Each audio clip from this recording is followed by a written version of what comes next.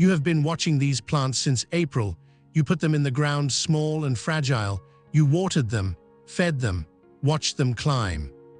And now, somewhere between all of that care and this morning, something has gone quietly wrong. The leaves are yellowing.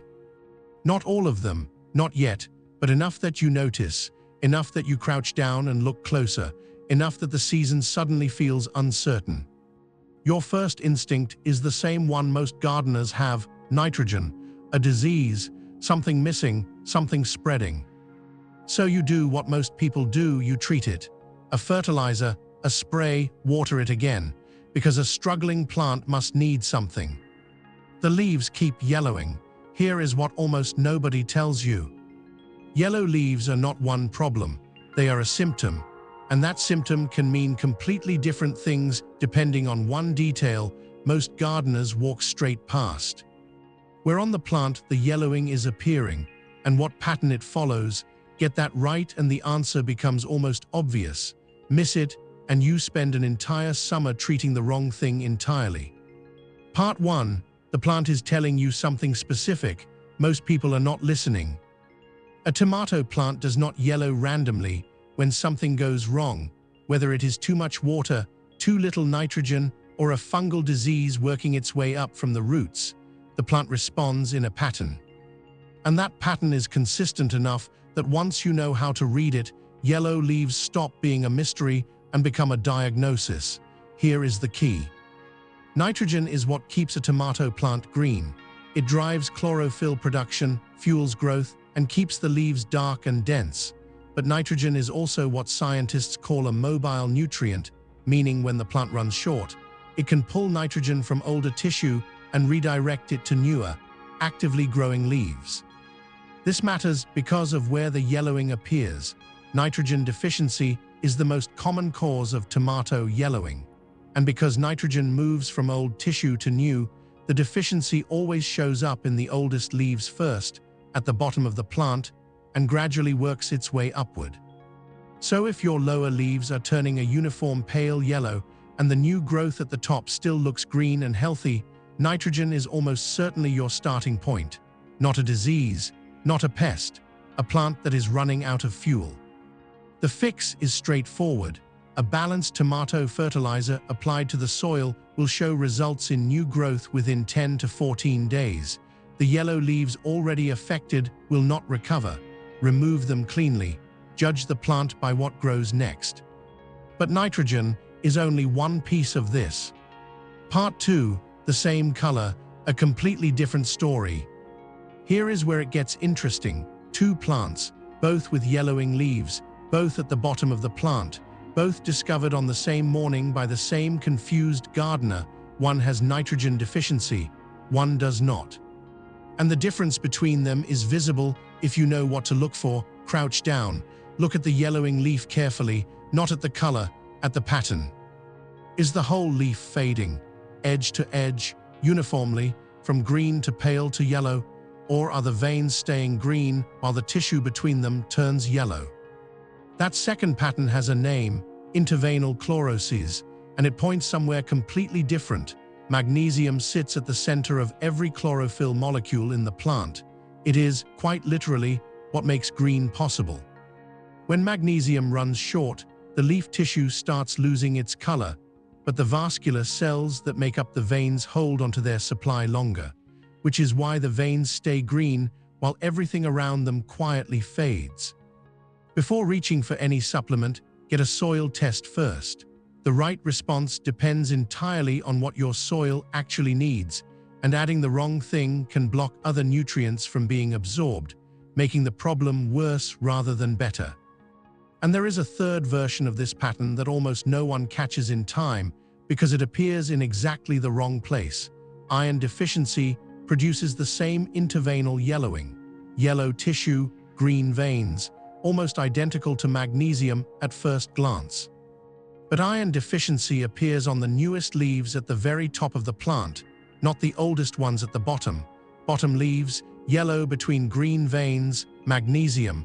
Top leaves, yellow between green veins, iron. Same visual, opposite ends of the plant, completely different problems, and iron deficiency almost always has an underlying reason that fertilizer alone will not fix. Iron is frequently present in the soil, but locked inside it, inaccessible to the roots, because the soil pH is too high. You can add iron supplements and see no improvement whatsoever because the problem is not supply, it is access. A soil pH test costs almost nothing at any garden center. If your soil is sitting above 7, that is where you start, not with the fertilizer aisle. Part 3. The mistake that looks like a disease.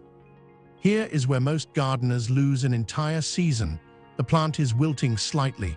The lower leaves are yellowing and soft. The stems look a little swollen near the base. You examine the leaves carefully for signs of blight, for spots, for the telltale markings of a fungal infection. You find nothing obvious. So you water it again, because a wilting, yellowing plant must need water, and the next morning it looks worse. Overwatering does not kill plants by giving them too much water. It kills them by drowning the roots and cutting off their oxygen supply. Plant roots need air pockets in the soil to breathe and function properly.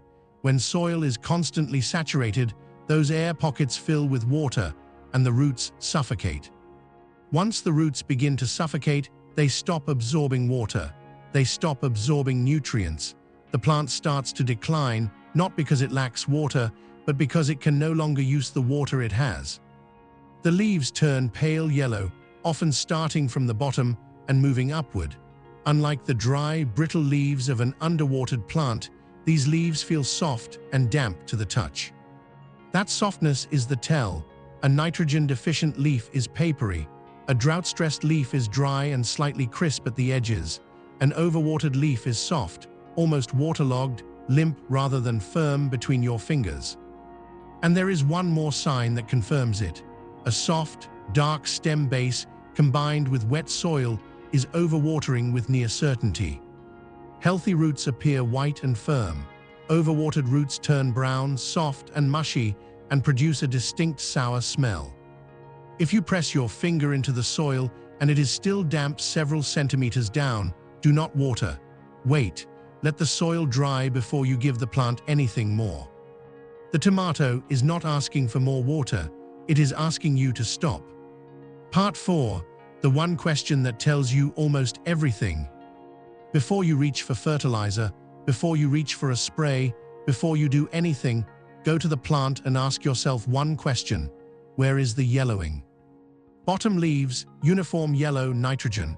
Feed the soil, not the leaves. Older leaves, yellow between green veins, magnesium. The plant is losing its chlorophyll engine. Get a soil test before adding anything. Newest leaves at the top, yellow between green veins, iron. Test your soil pH before adding anything. Soft yellow leaves, damp soil, limp to the touch, overwatering. Stop, step back, let the soil breathe. Each of these is a different conversation. Each requires a different response. And treating one when you have another is how a simple, fixable problem becomes a season-long battle you cannot win. The yellow leaves already on the plant will not turn green again. That tissue is gone. Remove them cleanly, diseased leaves especially, to prevent spread, and watch what grows next. New growth that comes in green tells you the problem is resolving. New growth that comes in pale tells you the diagnosis needs another look. Your tomato plant has not given up on you. It has been communicating with you in the only language it has, through its leaves, through their color, through the pattern of what is changing and where. Now you know how to read it. There is one more thing connected to everything we have discussed today. We have talked about overwatering, too much water filling the soil, drowning the roots, turning the leaves soft and yellow. But there is a specific moment in the season when even experienced gardeners water their tomatoes at exactly the wrong time of day. Not too much, not too little, just the wrong hour. And the damage it causes is not yellow leaves. It is something gardeners almost never connect back to watering at all. That is what the next video is about. Subscribe so you are there when it goes up, and leave a comment below which end of the plant is your yellowing appearing. Bottom leaves or top, what you tell me shapes exactly what comes next.